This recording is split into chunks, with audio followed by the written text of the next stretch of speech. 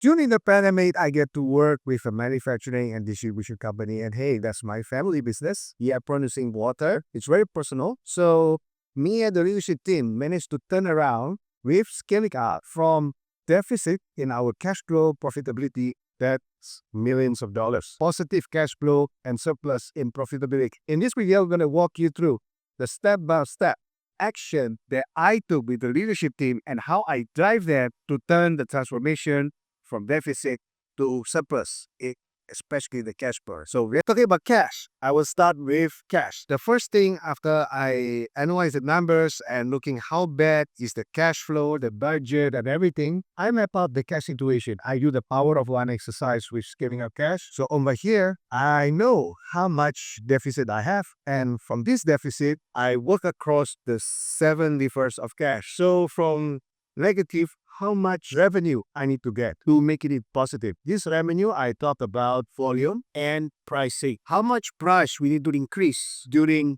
the pandemic. I know it was unthinkable, right? Because no one is increasing price. But when I do the number exercise, we have to increase the price by 8%. And this is to make sure that we have sustainable cash flow and profitability to sustain our operation. Because we owe the supplier a lot, we need to do a lot of restructuring in terms of the COGS and the inventory. So we decide that to transform, we need to grow by 30% in terms of volume. And then COGS, we need to bring it down by 10%. Overhead, we will try our best. Sales was down. The reason why we still keep our sales because we are forcing them to get more sales. But however, it appeared to be a futile approach. So the overhead, we have to decide to cut by 10%. And then the next three is the sales outstanding. Back then, we have about 51. And we figured out to have a better cash flow, we need to have this number at least 30. This is our ideal. And our inventory days was about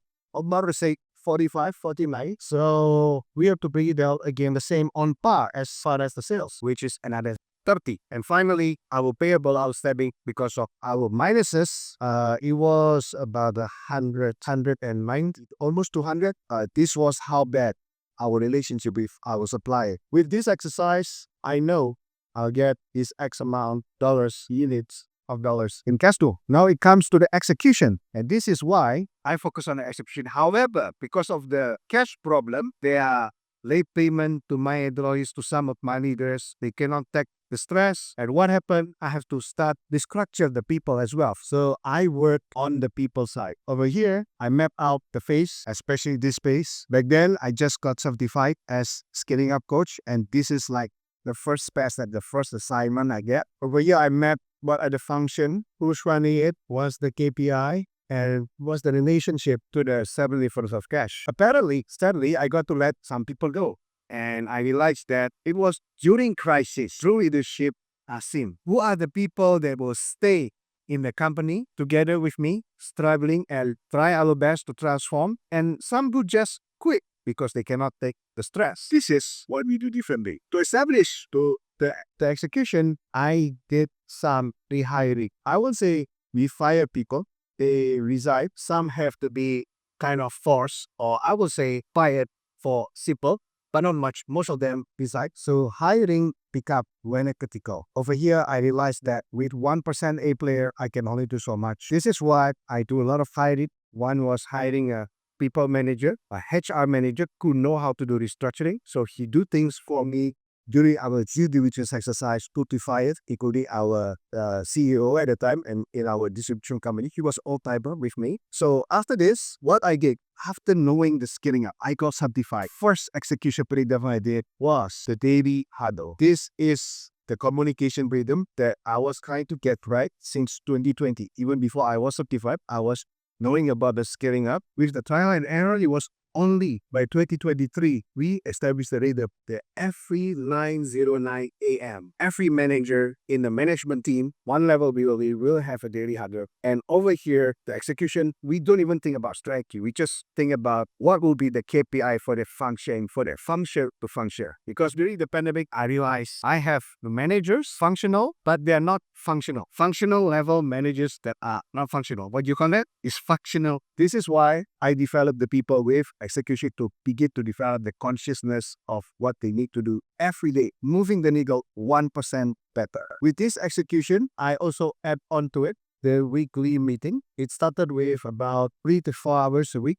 It wasn't easy. It was very challenging. And we keep on experimenting with different tools, how we collect the data. And as we begin to execute this well, including doing a manually training to my managers, and the latest one, I did it to the level of supervisor. With this daily execution, rehiring, restructuring people, realigning people, we achieve our 30% low. We increase our pricing and prove that we have certain amount of pricing power.